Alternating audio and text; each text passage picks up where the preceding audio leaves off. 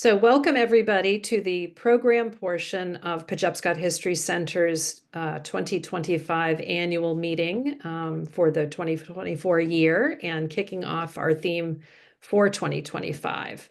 I am Larissa Picard, Director of Pejepscot History Center, and we're very pleased tonight to have a really distinguished panel of folks from our area and from the state of Maine to talk about the history of conservation in our region. First, just briefly, we chose for 2025 the theme, The Land and Its People, and that's a very broad theme. There are going to be a wide variety of different programs under that theme over the course of the year.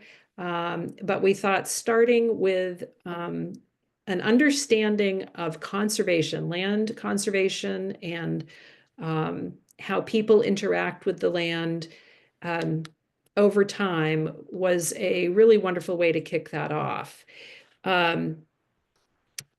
This also really does allow us to begin to think about the 250th anniversary of the Declaration of Independence and the creation of the United States, which comes in 2026. Interaction with the land over time is obviously a huge spectrum, everything from use, development, and overuse all the way in the other end to saving, restoring, and returning land. And there are wonderful stories, and there are painful and difficult stories. And we hope to tell some of both of those, which is really, really important to do. I do want to acknowledge where that all begins, where our region, our towns, our towns of Brunswick and Topsham in particular, begin with the indigenous use of the land many thousands of years ago. And people came to this region because of fishing, hunting, and moving through it seasonally to take advantage of what was available where during the various seasons. And life developed in this area from there. It changed dramatically when Europeans came and became settlers and colonizers, and it's all the way up until where we are today, and the lives we live in this area, and the towns we have and call home. So it's a complicated story, and we do hope to tell lots of parts of it. We will later in the year be doing a program with Wabanaki Reach in August that will be, I think, quite powerful. And you'll be learning more about that later. But we do intend to address as many parts of the history as we can. I do also want to mention we'll be doing an exhibit opening at the end of May on the river, the Androscoggin River specifically, as part of all of this, as really the hub of where everything did begin. Okay, that said, I'm going to introduce the panel to you, what you are really waiting to hear who you're waiting to hear from. And the moderator tonight is somebody who is, I think, well known in our area and who is a good friend of mine. Our sons grew up and went to school together. Angela Twitchell, who is now Senior Director of the Land Trust Program for Maine Coast Heritage Trust and formerly was Director of Brunswick Topsham Land Trust. So Angela will be moderating tonight. Joining her is Kate Dempsey, the State Director of the Nature Conservancy in Maine, Matt Klingle, Associate Professor of History and Environmental Studies and Director of the Environmental Studies Program, Matt Newberg, the Executive Director of the Harpswell Heritage Land Trust, and Steve Walker, the current Executive Director of the Brunswick Topsham Land Trust. And so they are being spotlit for you here on the screen. So you see all of their faces. And we will have a Q&A toward the end that we'll manage and moderate through the chat. and raised hands and that kind of thing. But now I'm going to turn it over to Angela to get going. Thank you very much. Great. Thank you, Larissa. Many thanks to Pejepscot Historic Center for having us here tonight. It's one of my favorite things to do, to talk about conservation, the history of conservation, and looking into the future, and to be able to do it with the other panelists who I know well and have made great contributions in our area and beyond. So I wanted to just say a couple of words about my connection to this place. I grew up along the Androscoggin River in Turner, Maine, went to college in Lewiston, and settled here in Topsham in the mid-90s. So the Androscoggin River has been key to my life and really key to the reason that I got involved in conservation. Those of you my age or older remember the Androscoggin River did not used to be like it is today. So I look at it as a great example of the difference we can make collectively when we put our efforts together. I also have connection to many of the organizations doing work in the area. I started out my career at the Nature Conservancy, worked for many years at Brunswick Topsham Land Trust, and am now at Maine Coast Heritage Trust. So maybe I'll end my career in Harpswell, Matt. Tonight we have a broad range of experiences, and I'm just going to try to facilitate what feels like a conversation about conservation, the history of it, and what's going on now, and its evolution over time. And I'm going to start with you, Matt, because Matt is the historian on our panel. I'm hoping you could start us off with some thoughts about the history of conservation in a broader context. Great. Thank you, Angela. I'm wearing the headphones here just because I want to make sure I can hear everything after a long day of teaching. Grateful for Pejepscot Historical Center for inviting me. Grateful for all of the participants doing great work with land trusts. I know a couple of these organizations intimately, either through students that have participated in them or my own involvement with them. And I know all of them one way or another because I've hiked and paddled and spent time on all of them. What I'd like to do for about the next 5 to 8 minutes is run through very quickly what I see as some key themes in the history of conservation in the United States as a whole, with some particular examples in the state of Maine, and then open up some questions. And I'm going to say at the outset that what I'm going to be saying here is increasingly and widely accepted among professional historians, but may be something that be somewhat of a provocation for people who have not studied the ways in which historians have rethought the history of conservation in complex and contradictory and often unsettling ways. When Larissa approached me with the theme and said the land and its people, as a historian immediately begged two questions: whose land and whose people, which people? And these are indeed at the heart of the history of conservation in the United States, and particularly in the state of Maine. Now, conservation began about 150 years ago. Today, there are elements of conservation, but the environmental movement, as I tell my students, really doesn't begin until after World War II and really the 1950s, and for reasons that I can, get into details in the weeds with later. But here are the 7 points I want to make about the history of conservation in the United States.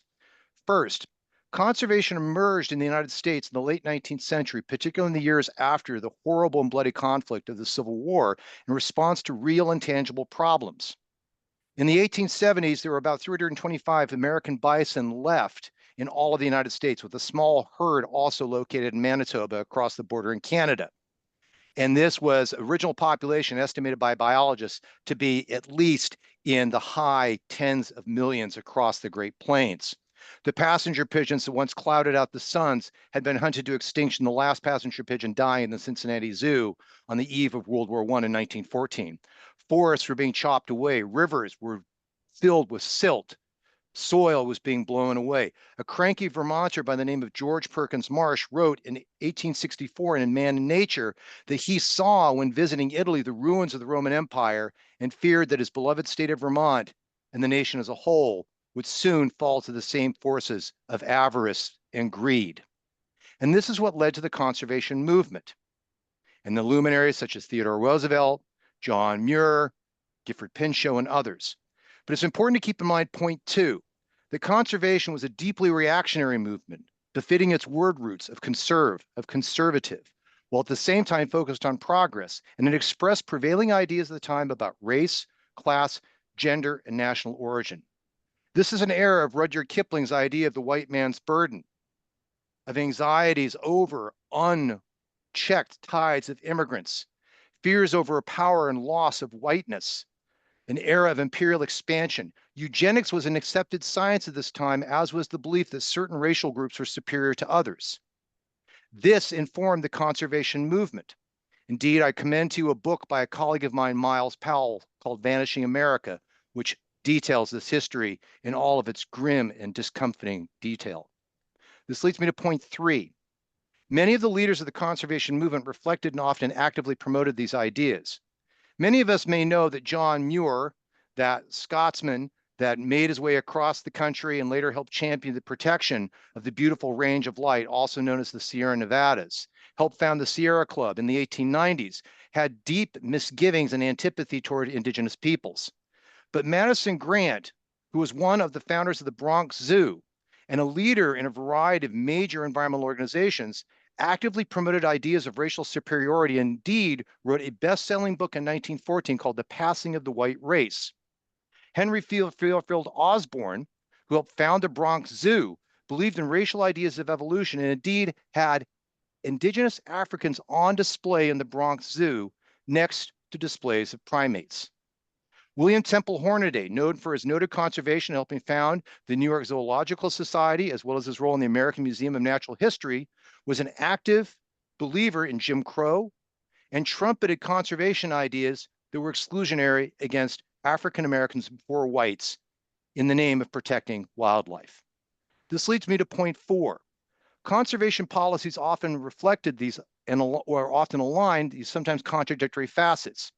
Take, for example, the creation of Yellowstone National Park in 1872, a triumph on many levels as one of the first national parks ever created in the world, in a small northwestern corner of Wyoming territory, designed in large part to help protect that remaining shreds of the bison left from the massive extermination of the 19th century.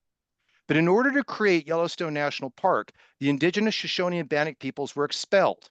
And if you've been to Yellowstone National Park and you know that great ring road that allows you to move throughout the park, going to everywhere from Mammoth Hot Springs to Lewis Lake to Hayden Peak, that was built by the United States Army for the purposes of keeping the bison in and keeping indigenous people out. Many of the laws that we take for granted today, such as bag limits, licensure requirements for fishing and hunting, were designed in large part in order to exclude those residents and those citizens who were deemed unworthy of the fruits of nature: poor African Americans, rural whites, and immigrants. Just as racial covenants sometimes haunt the houses that we own, so too do many of the conservation laws designed to protect species reflect an earlier sentiment around race, class, and national origin. This leads me to point 5. Conservation was often a top-down process where the powerful rolled over the less powerful, but not always. The federal government, through its large ownership of lands in the distant West, the creation of such organizations as the Department of Interior, the National Park Service, the U.S. Forest Service, often would roll over local residents with the active effect of the federal government in order to help promote conservation. If you would like to know where some of the executive orders that our current chief executive is issuing came from, they came from the pluripotent powers that were granted to the presidency during the Roosevelt administration. Think the 1906 Antiquities Act. That is a playbook that currently is being used in Washington that was used almost a century ago to help steamroll local opposition in order to set aside properties for purposes of conservation. But in many cases, local residents were able to creatively create their own solutions and fought back. Richard Judd, emeritus professor at the University of Maine in Orinoco, Black Bears, was written a wonderful book called Common Lands, Common People, in which he said that rural residents of Maine effectively fought both the timber barons as well as the wealthy sports from places such as New York or Boston or Philadelphia to help create game laws that provided for both the opportunity to protect fish and game, but at the same time to make sure that every winter you could put a deer in your meat locker. This leads me to point 6. Conservation also promoted ideas that were then accepted as science that are controversial then and seen as misguided today. Aldo Leopold was arguably one of the premier scientists in wildlife ecology, having a chair at the University of Wisconsin at Madison. But as a young ranger working in the Gila National Forest in New Mexico, he actively participated in what was accepted as biological science at the time in predator extirpation, hunting wolves, paying bounty for rodents, exterminating cougars. This was accepted science and was written into biology textbooks at the time. Leopold later recanted, slightly before he died, of a heart attack fighting a brush fire on his property in Baraboo, Wisconsin, in a famous essay from Essays on Round River called Thinking Like a Mountain. But I would argue that science itself, and this is a conversation for later, often very much reflects certain ideas about right and wrong, good and bad, desirable and undesirable. And point 7, these legacies of the earlier conservation movement have persisted into the present with the rise of the environmental movement. Take Garrett Hardin, whose 1968 essay, The Tragedy of the Commons, has become almost gospel in environmental studies classes. Indeed, Hardin, who I'd argue borrows most of his ideas from the Scottish-English economist Thomas Malthus, argued that if we did not manage population and have great policies to protect planet Earth, we would outstrip our resources. One thing, however, that only has recently come to light is that Hardin was an unrepentant eugenicist, nativist, and frankly, a racist. And indeed, his ideas influenced many people, including a young seasonal ranger who would decamp from his native Pennsylvania to spend time at Arches National Monument, later National Park, by the name of Edward Abbey, whose philosophy and writings would help inspire the Monkey Wrench Gang and the rise of the radical environmental group Earth First. Edward Abbey was a notorious nativist who, toward the end of his life, was arguing that there should be a wall built between the United States and Mexico to help protect his beloved American Southwest.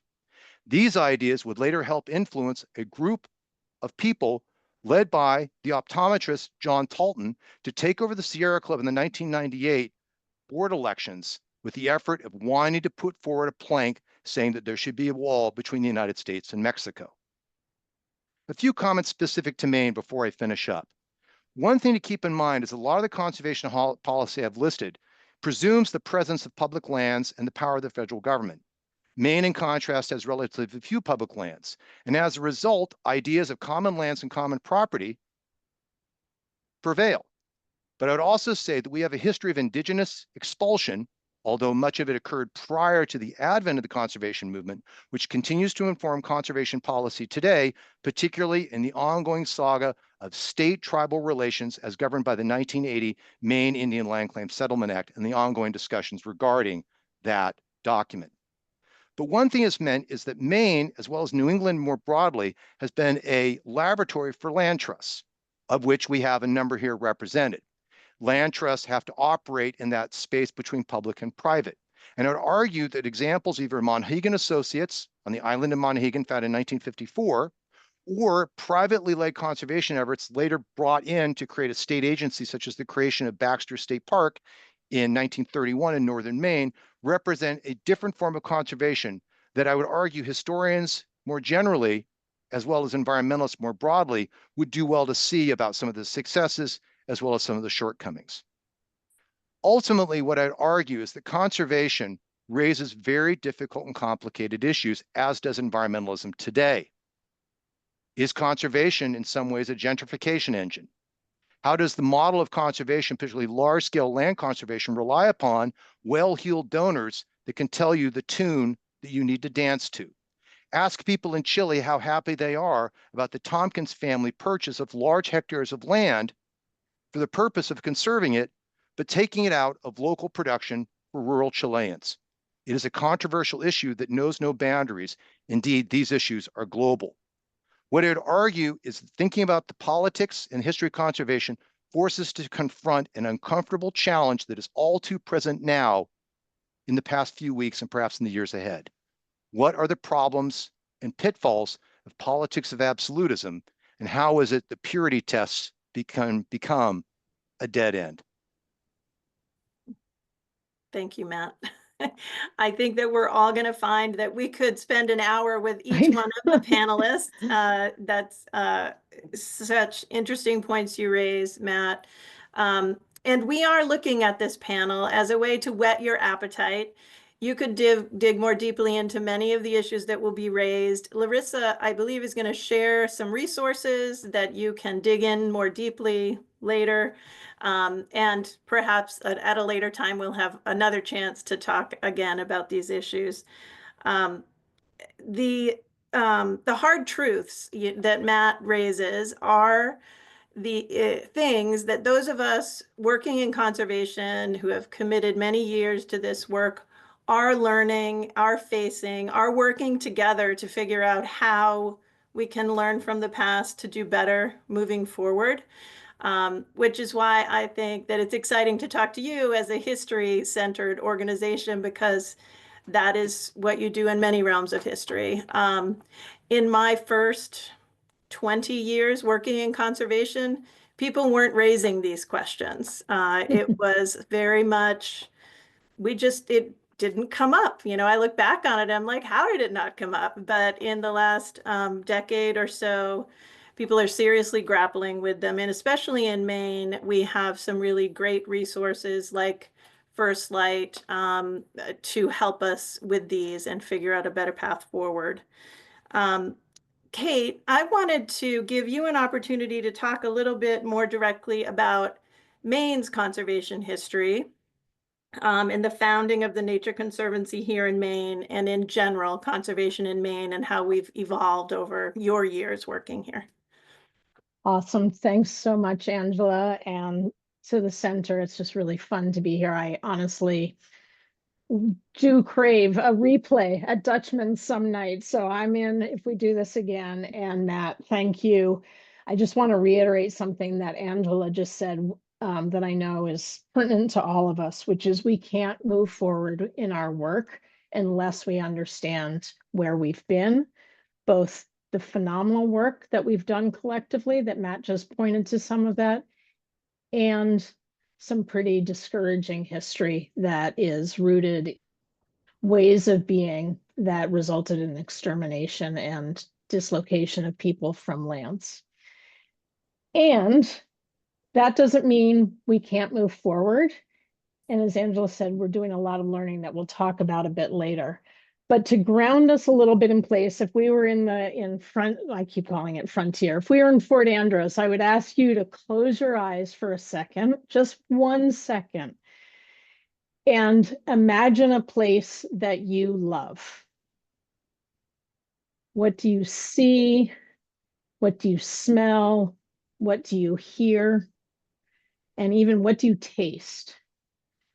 You can open your eyes and keep that place front of mind, because place connects us deeply to our senses. And being connected deeply to place is also crucial to the history of the Nature Conservancy with all its complexity. But right here in Maine, something that I remain proud of is that we were founded by Rachel Carson, sitting in Wiscasset with a group of folks in 1956. So I was trying to place that in Matt's timeline. To me, as now the first official, Rachel Carson was a volunteer, so the first official state director of the Nature Conservancy in Maine who identifies as a woman, I take great strength from her bravery. And gosh, history keeps repeating ourselves. She studied place deeply. She studied land and water at the minutia. She worked for the federal government, and she spoke out. And she, frankly, really contributed greatly to that rapidly changing perspective on how we have to care for the environment by using popular culture that we could talk about later. But I use that, the founding from Rachel Carson in how I think about our work today. She's in our DNA. And so not only do we have to learn from Western science, which is our deep history at the Nature Conservancy, but as we've already begun talking about, incorporating tremendously diverse ways of knowing. So again, talk about that later, but just again, let's think about Rachel Carson, 1956, Wiscasset, and they're at the Wiscasset Inn to be specific. And they were discussing some of the threats that Matt just spoke to. And the quote we put up on our website is that every idea had a promise, but none seemed likely to succeed. Then Rachel Carson spoke, quote, "What about the Nature Conservancy?" she asked. "It's the only group I know which is doing something practical about actually preserving areas." So that was our founding. A few years before that, Carson wrote, "We live in the age of rising seas." 1951. Now in our lifetime, we are witnessing a startling alteration of the climate. So there you get what we do, the Nature Conservancy, globally in 80 countries, every state in the US, and right here in Brunswick, Maine, and Fort Andros, we work from. And we focus our work with a tremendous number of partners to restore rivers, conserve forest land primarily, work with fishermen on what we call climate-ready fisheries, and in the policy arena, in policy action, and so much more. You know, our work really started after Carson was focused on individual places, by looking at those places really and species as on islands. So Angela may remember, we have a lot of preserves still that were put in place to protect a rare orchid or a stand of trees. So over the last 25 years, really, and as Matt said, a lot of that was figuring out how to keep people away from that biodiversity. And of course, the land in Maine is only altered by humans for hundreds and hundreds and hundreds and hundreds and thousands of years. So we've evolved to understand that people are a key part of those places, and that together we shape our lands and waters, and we have to think about how to repair some of the damage done. Just super quickly, Angela, to give us all, again, some more perspective of the dislocation of people from our lands. Today, in whatever year we're in, I almost said 1920, oh gosh, 2025, the Nature Conservancy owns more land, the Nature Conservancy in Maine owns more land than any other chapter on the planet. So we don't own much land outside of the US, so that makes it easier, but we own over 300,000 acres, and we manage conservation easements on approximately 63,000 acres. To put that in perspective again, there's about 19 million acres of land here in Maine. The Wabanaki Nations directly control currently approximately 1.3% of the state. So less than the Nature Conservancy collectively, the tribes. In contrast, and again, this is a good thing, and we hope to seek more land in conservation. About 22% of the state is in some form of conservation. Much of that on privately held forest lands, but with conservation easements. So I think I'll wrap and turn it over to our more local representatives with a couple other thoughts. Today, the Nature Conservancy quite easily says, we believe that people are nature, but people in nature can thrive. In fact, we are learning again from our Wabanaki neighbors that this disconnection of place and other is an othering. So we are connected to lands and waters. And so more and more, I think, and I witness really powerful examples of people, of communities taking action to repair. And to me, maybe because I come from a social science background and urban policy, that repair really resonates for me because it is a way to begin to heal the past. And I think it also makes us more powerful as a movement because we bring more people in to that world as opposed to building pretend walls around preserves. And then I just want to end, because I think it is pretty present today, global threats to the environment. actually have do not discriminate, but they actually do among backgrounds, beliefs, and cultures. So conservation continues to require a rich blend of perspectives, ideas, viewpoints that only true diversity of humans at the table can help solve our biggest problems that we're facing. So I'll get more into Maine, but I want to pass it over to Steve and Matt to talk about very local work. Yeah. Great, Kate. I feel like that gives us a really good understanding of not just sort of the evolution that the Nature Conservancy has been going through, but that has a thread that's going through all of the conservation organizations in Maine. And we're really lucky in this area that we have two really active local land trusts that were founded in community, are really integrated into community, and both of them have really evolved over time to help meet the needs of the communities which they're in. So I'm really happy that Matt and Steve could join us tonight. And Matt, I was hoping that you could start us off. Matt Newberg is new to the area. Welcome, a new executive director at the Harpswell Heritage Land Trust. And I would just welcome you to say a few words about the Harpswell Heritage Land Trust, where you've been, what's happening now, and where you're going. Sure thing. Thanks very much, Angela and Matt and Kate, and for having me here, Pejepscot History. I am the son of a history teacher. My mother taught history for decades. And so it is very much a part of who I am. And in fact, it was really fun to hear the name Merriman associated with a Revolutionary War drum. I grew up with Merrimans here in Harpswell and still spend time with them. So, and I will say, Matt, you shredded a few of my heroes in that introduction. But I do remember stumbling upon some of Edward Abbey's less desirable opinions on matters. But so I did grow up in this area.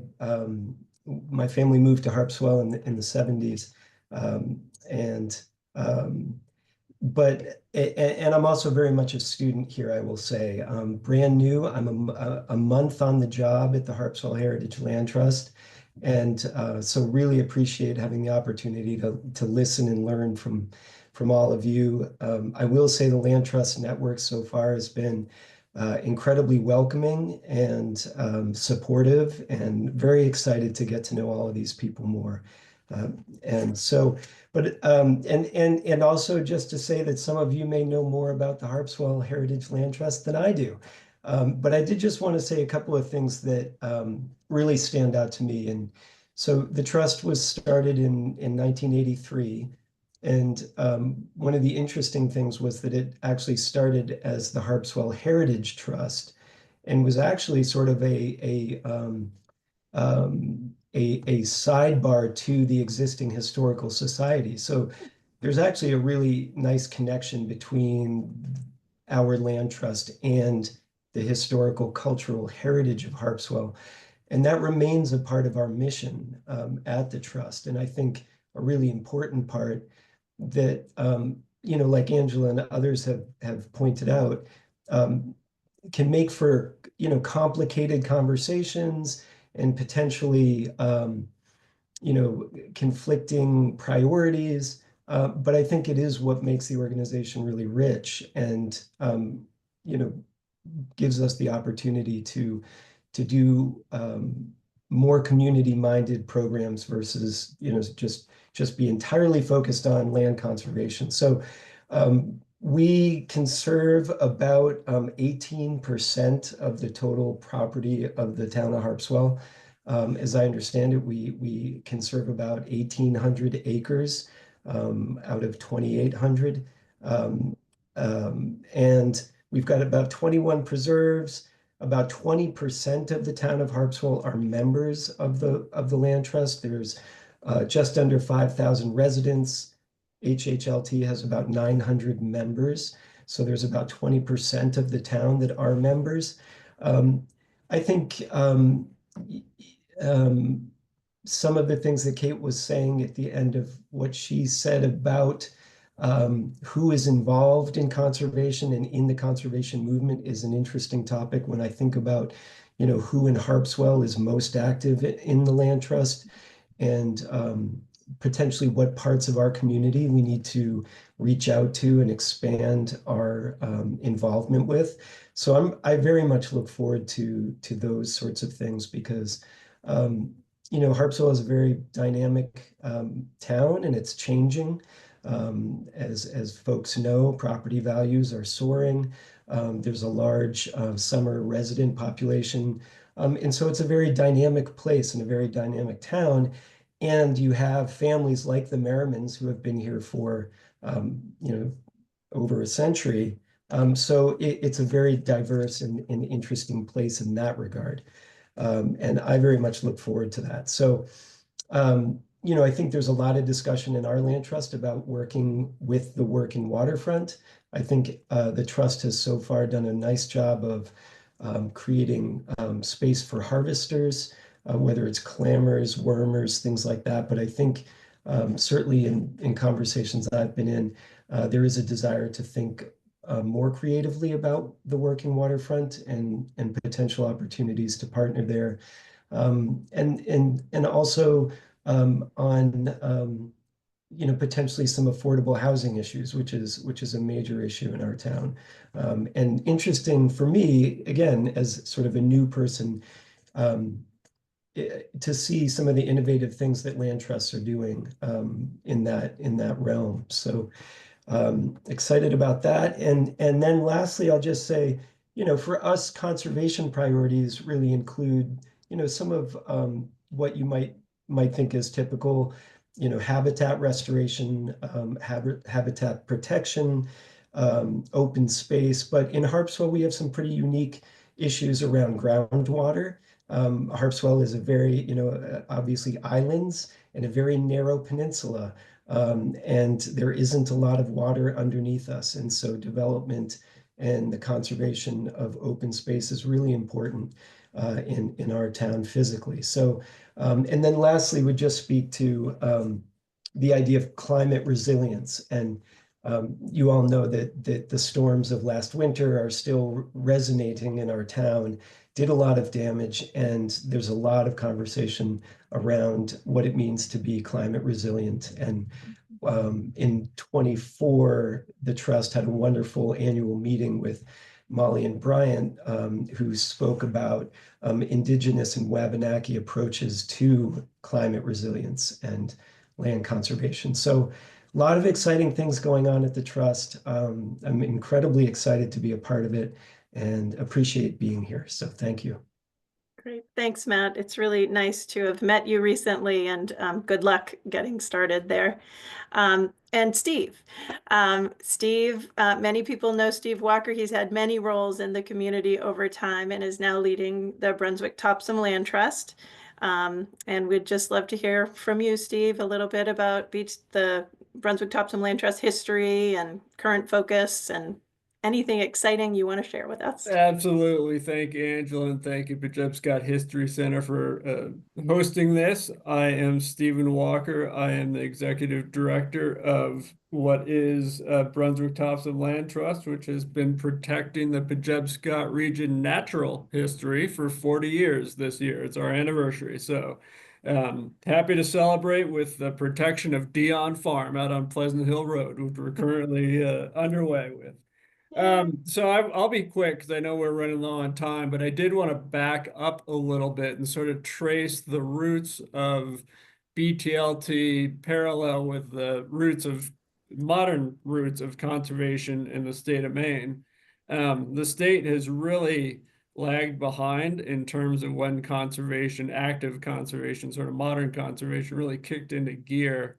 Lag behind other New England states, and still does. I think Matt made the point that, fewer protected lands, especially on the state and federal level, than other New England states. But really, active conservation in Maine didn't really start up until the 70s.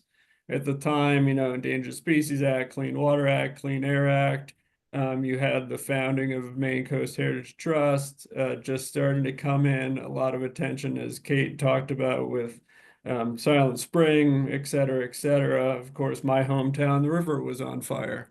I grew up in Cleveland. I'm a transplant. And then, you know, the 80s, you started to see, of course, the big development boom, especially in southern and coastal Maine. And the saying back then was, you know, the for sale signs went down, the no trespassing signs went up. And you started to get this public awareness that things were starting to really change. Up north, you had big turnover in commercial land ownership, industrial land ownership. And he started to see the advent of liquidation harvesting, really heavy cutting, heavy duty cutting. At that point, some new players started coming into the state, you know, more and more NGOs got active. You also had a lot going on the policy front. You had the Growth Management Act kicking in, which was really trying to guide towns towards proactive natural resource planning as well as growth planning. You had the state planning office getting started. You had things like significant wildlife habitat laws starting to kick in. And of course, in '87, Land for Maine's Future, the first real meaningful public funding source for conservation started, which really helped fuel the development of local land trusts. Brunswick Topsham started at that point in 1985 with a handful of residents concerned about a scenic field in the Pennellville area getting together and raising the funds for it. And here we are 40 years later with 3,300 acres and 24 miles of trails and a fantastic staff. And really our mission talks about connecting people to nature, and I think we're really doing a great job of reconnecting a lot of people to nature. So then by the 90s, you started to see technological shifts in planning sort of parallel some of these growth documents like cost of sprawl and that, about how to, you know, take conservation, which had up to that point, and still in some respects is this sort of portfolio of incremental efforts here and there that aren't really well connected across the landscape. With GIS, you started to get the state agencies putting things into databases, whether there's species occurrences or habitat occurrences, or what prompted it all, oil spill response monies that helped start the mapping of what the priorities are. You had a former program of mine kick into gear in early 2000s, the beginning with habitat program, which still sort of leads the nation in terms of promoting smart strategic conservation at the local level, blending that with development and growth needs, sort of following Ian McHarg and others' Design with Nature that dates, I mean, that dates back to the 50s as well. Too bad we didn't listen then.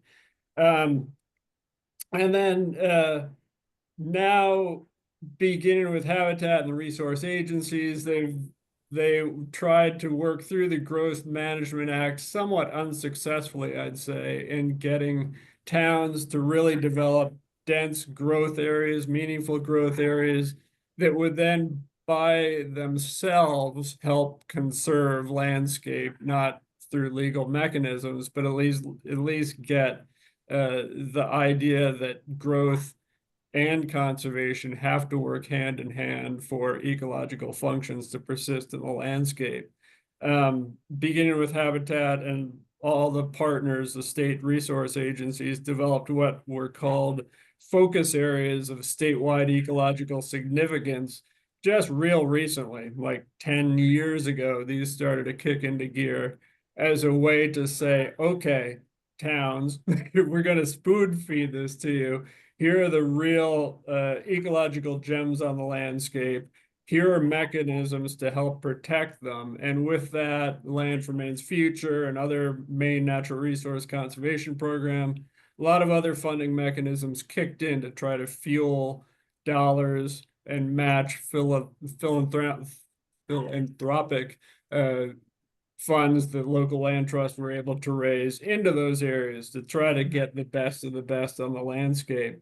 And I think you've seen a couple of chapters in conservation take place. The early days, it was let's pick the special areas to our donors, let's pick the scenic areas, let's pick, the gems that we don't want to lose in our neighborhoods. That sort of kept going until conservation 2.0 kicked in, which is more of a community-based conservation, where we're getting concerns during the LePage era and even before that and up through today of taking land off tax rolls and what the impacts are to local communities. So community conservation was really somewhat in response to that, as well as other things. How do we do land deals or projects involving as many voices around the table? How do we protect lands that aren't only great for the bugs and bunnies out there, but give families an opportunity to get outside, support local agriculture, which really started taking off in the early 2000s with land trusts, protect clamor access to the mudflats, as Matt indicated, and things like that. And I think now, given the biodiversity and climate crisis we're in, certainly we're not losing steam in community conservation, because that's what gets people out on the landscape, aware of the value of conservation and involved. But I think we're seeing more of a, I'm not going to say systems failure, but concern in ecological systems with declines in diversity, with increases in invasives, with things are starting to unravel. So I think will see, hopefully, and Brunswick Topsham Land Trust through strategic conservation is getting to this, local responses, meaningful responses to climate adaptation, by taking a systems approach, whether it's restoring streams more, planning for sea level rise, protecting unfragmented forest blocks for that carbon sequestration value. Trying to knit these things together. And at the same time, I think the towns are really getting it. You see Topsham and Brunswick both proposing climate action plans, which a large part of is conservation action. So I look forward to the next few years working in concert with our municipalities and really preserving a landscape that's going to be strategically functional and resilient for future generations. So probably talked more than I said I was going to, but I'll leave it at that. And Steve, thank you. You left lots of interesting tidbits for us to all follow up on too. And as happens, when you pull together a lot of interesting, committed, knowledgeable people, we've used up almost the whole time. We did want to reserve time for questions, and the panel is available to stay a little past 7 if you have more questions. But I know the program was supposed to only go till 7, but we are open to questions if you have them. And you can, I see Marie, or whoever's with Marie.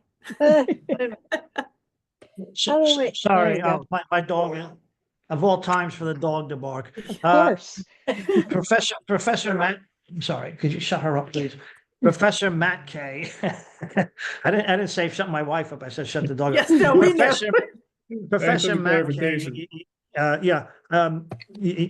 think to put in Matt Newberg's words, he did somewhat of a good job of shredding some of these people, and it is what it is. But and to a certain extent, I think people are products of where they are in history too. But I guess the real question is there anything good that can be said for them in terms of what ultimately resulted? You could say that that they may not have done Yellowstone quite the way we would in 2025, but nonetheless, Yellowstone is still there, and there's been no developing on it, so far as I know, no mining or anything like that, and ditto. So I'm just curious as your view on that.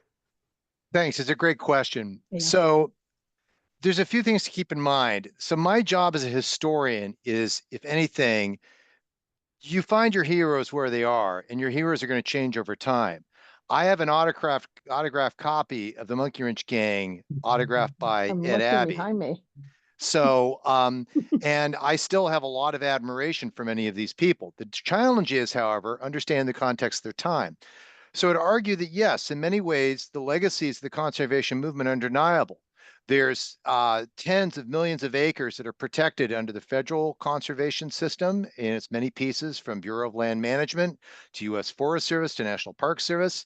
There's state parks. There's these quasi-state agencies such as Baxter State Park, which itself is a unique gem in the crown of American conservation policy, not to mention local land trusts, conservation easements, etc. So to say that there's not been benefits, that's great.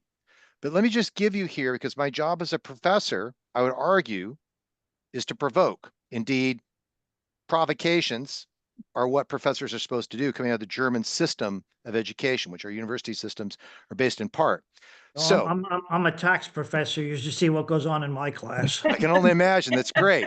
So a few things to keep in mind. So let's take, for example, Yellowstone National Park and Teton National Park. Some of the most beautiful landscapes in the world. And I say this as someone who grew up in Salt Lake City, Utah, with 4 generations ties to Utah and Wyoming. Teton County has an amazing number of land trusts and public lands. It also has one of the single largest gaps of income inequality in the entire country.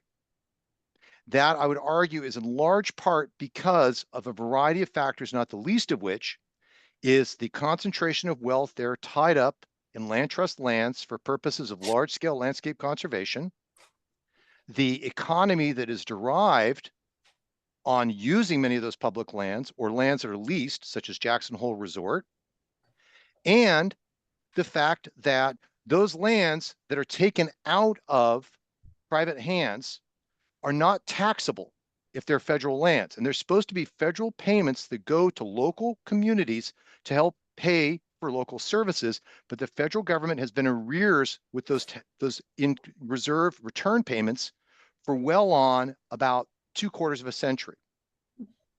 The result is that you have a place like Teton County, which is fairly homogeneous politically, or at least people don't talk about how they vote, and fairly open.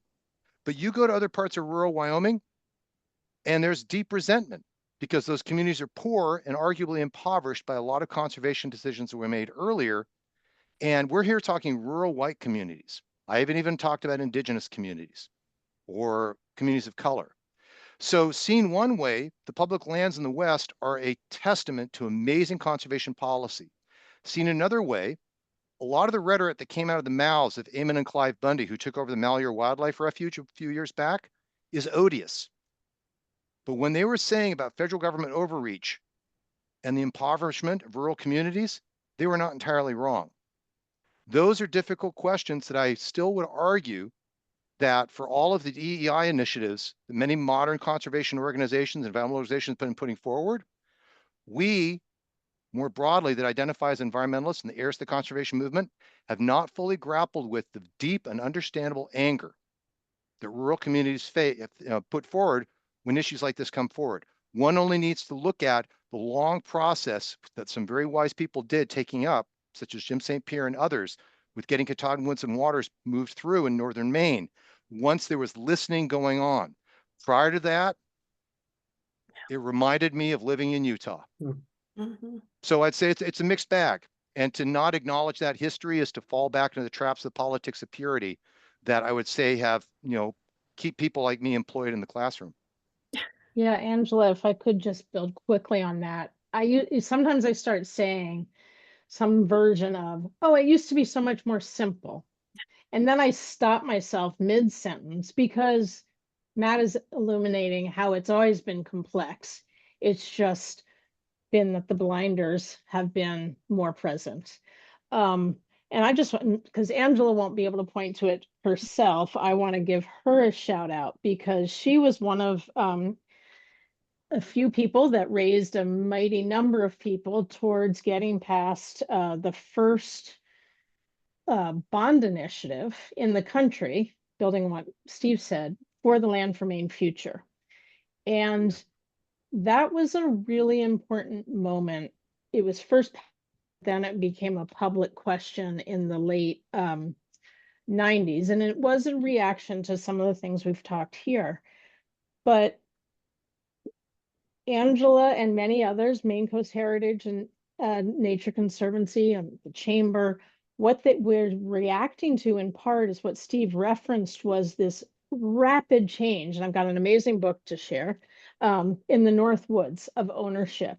And one of the biggest concerns around Maine were people's traditional access to hunting, to fishing, to camping, to being on Northwoods lands and having a lease lot. Those were going away, and our lakes and rivers were being closed up by people who were not letting Mainers. And we are very unusual that we have this tradition here in Maine. I mean, it is, Matt, I'd be curious. I don't know of any other, whenever I bring it up.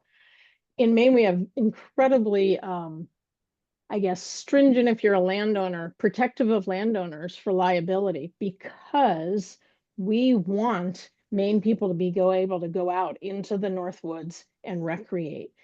And that collaboration proved that when the Land for Maine Future was under threat about 10 years ago under the previous administration, I remember starkly the turning point was a press conference up at the State House.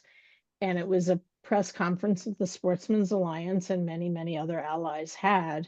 And it was a pin drop of people telling story after story about how they use essentially their backyards to go hunting and fishing, and that they can't go to Utah to private camps, that they could do it in their own backyard, and what a gift to be able to hand that on to their grandchildren. So, and then I just want to add to what Matt said. I think, challenges we have today that we have to grapple with is housing.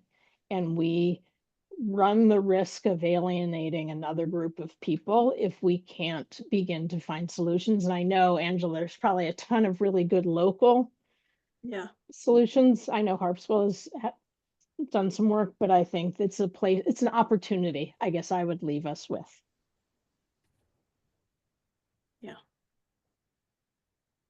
Any other questions out there? There's gotta be. Oops.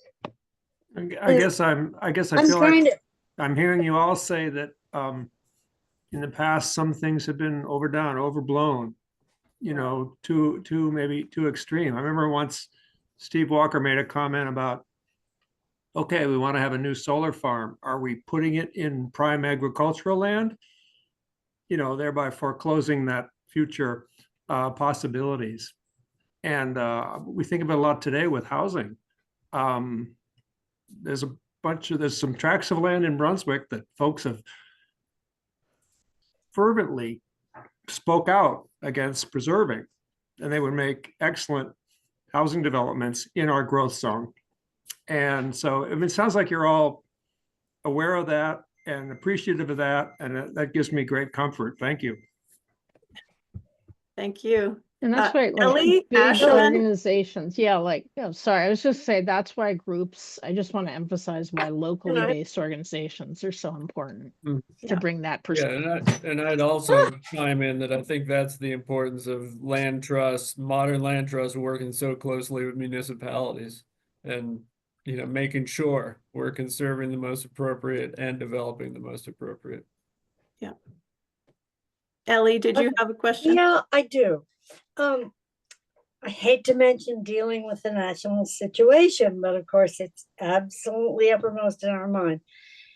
And do you all see that during this period that we're simply going to have to work very hard on a local level, and that's going to have to be it? Or do you envision a place in what I would certainly consider a national battle? It's a great question. Steve, go ahead. Yeah, I'm with you, Ellie. I think it has to be at the local level at this point. I think the resistance is the local level. I think we know our communities. You donate to a local organization, you see the results on the ground in your local community. So I definitely think that's, at least for the foreseeable future, the best approach. It's definitely true where we can see most tangible results and remember that we can get things done. But I think the power of coming together collectively to try to make bigger change at the national level, we can't give up on that, Ellie. And I would argue that politics makes for strange bedfellows. Okay.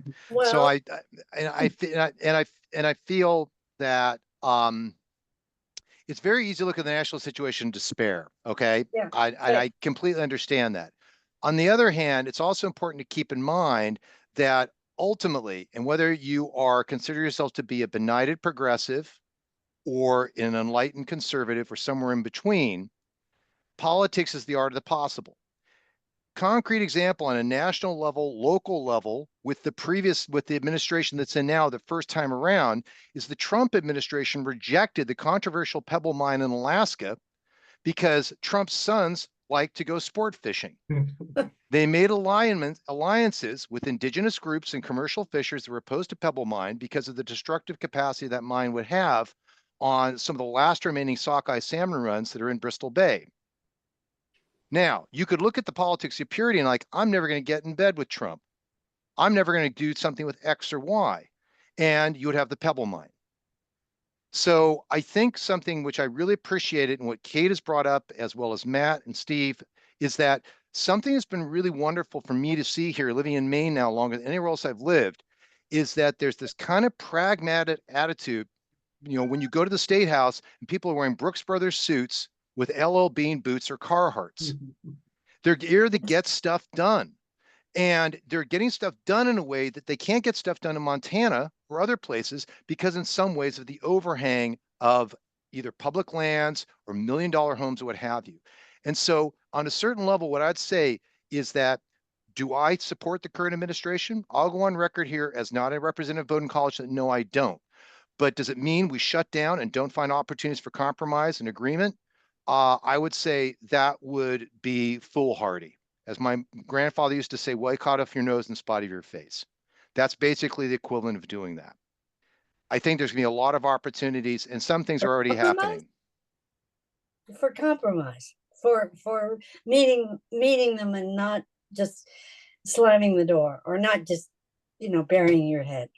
I would say Okay. compromise. So compromise, if you want to use that word, I don't know what word I would use. What I would say is I find myself increasingly just frustrated looking back at historical antecedents, that earlier efforts at politics of purity are what have brought us a lot of the challenges we face today. And I think historical thinking requires you to be complicated. You have to think about complicated, nuanced ways. It doesn't mean you don't have strong opinions, but sometimes, you work out a deal. Yeah, and another role that you pointed to, Angela, a really crucial moment that we have right now is recognizing a couple things. In last Trump administration, after 25 years of work in the conservation policy world, we passed full funding for the Land and Water Conservation Fund. We can get into details what that is, but it funds a lot of the work here in Maine and around the country. Additionally, it is no surprise the last 4 years we saw the largest action on climate change ever in American history, policy-wise. It is a really crucial moment for groups like the Maine Land Trust Network, history centers, community groups to come together and illuminate how much we are working together to create change using some bit of federal funds, and as others talked about, private philanthropy, state funds, working with odd bedfellows. I mean, our closest partners at the Nature Conservancy are groundfish fishermen. Most people don't know that.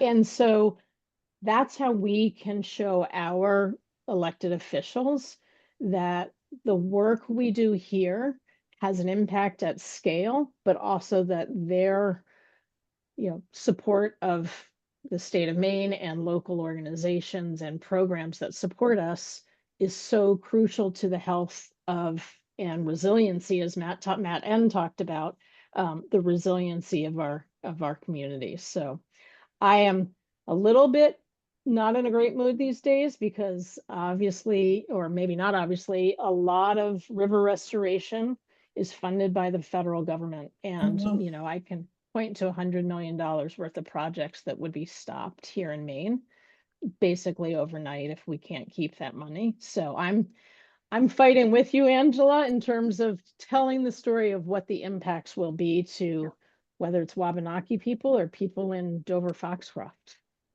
Yeah. Well, and Larissa, how much resistance oops, can go you ahead. offer? Is resistance, not a possibility? Or just knocking your head against a wall? Read Well, it, read Ann Applebaum. Oh, I know, she just I just saw an article that she put up. Okay. Yeah, I think she's been the best historians along with Timothy Snyder when it comes to Yeah. questions of the sort of questions you're asking, Yeah, because those questions go beyond just the sample of this panel. But I would say Right. Ann Applebaum, Timothy Snyder, historian at Yale, look at them for advice. okay, thank you. excellent recommendations. Larissa, I know we've gone a bit over time, so I'm thinking I'll hand it back to you. Thank you very much. This has been incredible, and we clearly could go on with this conversation all through the night. I think there's a lot of incredibly substantive ideas and discussion that we certainly could have. To everyone, the panelists have put together a great reading list. We are going to send that out to you. If not tomorrow, early next week. So don't worry, we will definitely send it. If you want to do some further reading and dig into some of the things that were brought up tonight, I really, really appreciate everybody on this panel putting in the time to do this, the planning for it, and being here tonight. And to everybody who has joined us, thank you so much for joining us tonight and being part of this annual meeting, even though it ended up on Zoom and not in that great community space and in Fort Andros. I will tell you that we were lucky to be able to kind of still plan an event with Dutchman's in that space for our Chamberlain Legacy Lecture in September, which, and these panelists might be interested to know, is about environmental impact of war on the land and landscapes. And our environmental historian is from the University of Georgia, and he's going to be talking about both the Civil War history and impact of those battlefields, of course, because this is our Joshua Chamberlain Legacy Lecture, but more broadly, war in general, bringing it up to the present day. And that's, I think, something that not a lot of us maybe, and I'm not talking about the panelists, I'm talking about the general public here, not a lot of us probably have thought a ton about, and is really kind of a fascinating topic. Is it Brian Drake? Yes. Brian's great. Yes, yes. I had a wonderful conversation with him, one of our trustees, kid who's on this call, has director of research at Mass Historical, Yeah. was the first Chamberlain Legacy lecturer and has put us in touch with everyone since. So Yeah, I taught Kid when he was here. awesome. He's fantastic.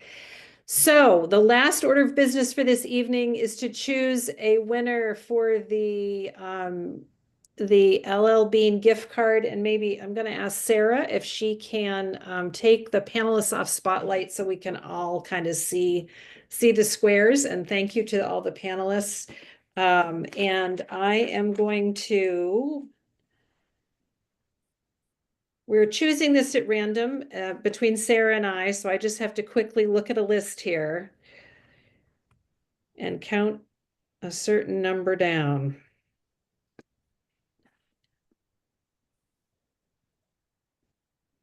Is Lois Widmer still on the call tonight? Lois Widmer? She was at one point, okay. She's not. Yeah. She's not, okay. Sarah, you want to give me a different number? 23.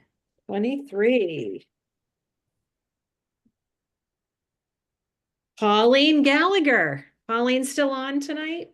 She is. Oh, Pauline. Pauline, you are the lucky winner of a Be an Outsider LL Bean $100 gift card. And thanks again to LL Bean for doing this great kind of sponsor for this program tonight. And Pauline is a great volunteer of ours, so that's a bonus too. It's nice to be able to support our volunteers that way. Thank you all so much. Please stay tuned to our website, e-news, print newsletter. You will see a lot of amazing programs coming out, and we look forward to seeing you at more events this year. Okay, everybody, have a good evening. Thank you, Larissa. Thanks, everyone. Bye. Bye-bye. Thank you.